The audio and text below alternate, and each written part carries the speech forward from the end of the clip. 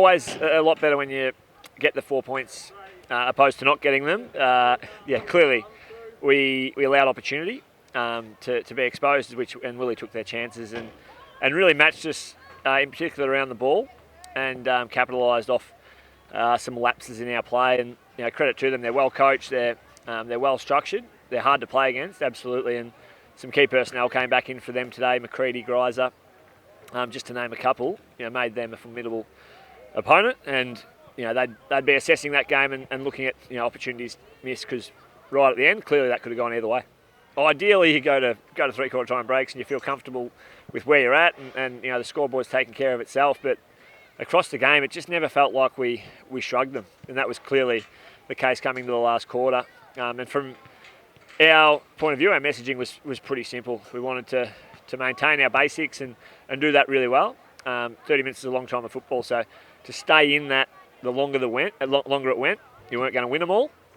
But if we could just capitalise and maximise, majority of those situations we're in the last quarter, we'd give ourselves a chance to hold on, of which it wasn't perfect. There was some set shot stuff and some missed opportunities inside forward 50, which we may address, or we will address and individually have a look at. But pleasing to get a result after a pretty tough week last week. Yeah, Jack Henderson's 50th. Coaches Award last year. They say coaches don't have favourites, but when they make you give a coaches award, it kind of gives you a little bit of an indication of how that player is perceived, not only by the coaches, but clearly by the playing group. His story is a remarkable one. A young man, underdeveloped, undersized, coming into our program in 2018. I think he was the last player picked in the squad in that particular year, and for him to actually make the grade at VFL level and get on a list, but then bounce and play every game for his first season into his second season, different roles. He's played back, he's played forward, he's played mid across his 50 games. He's a pleasure to coach, and he was really good today. He gives us a lot of bite around the contest, but also a lot of leadership for a young man. Yeah, so we've got an 8-day break, Good Friday game today, so 8-day break, so looking to rest and recover.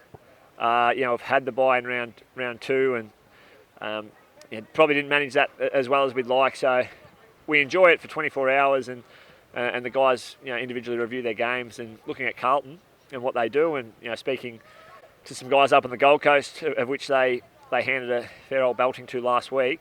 They're sharp, and they're probably as good as any in it at the moment. Yeah, a bit too close for comfort towards the end there, Jussie. We started off really well with the wind in that first quarter, and then inaccurate kicking probably kicked us out of it a little bit through the middle there, and came away with the win. That's what we came here for, so really happy. They had a few key players we're going towards, so probably some of them got off the chain. Not hugely, but just tighten up around that contest. I think we weren't really doing anything wrong. We just needed to tidy up in front of goals, and we did that towards the end. And I'd say this is pretty calm for Williamstown standards, but I have played a game here before. Last round of 2019 home and away season we played here, and raining sideways, couldn't see the other end of the ground, so great day for it on Good Friday. It's an honour to play 50 games for Werribee. Bit of a long journey with all the COVID and whatnot, but I really just came here to get the win with the boys, and I suppose I can reflect on it a bit more now that we've won, so pretty stoked.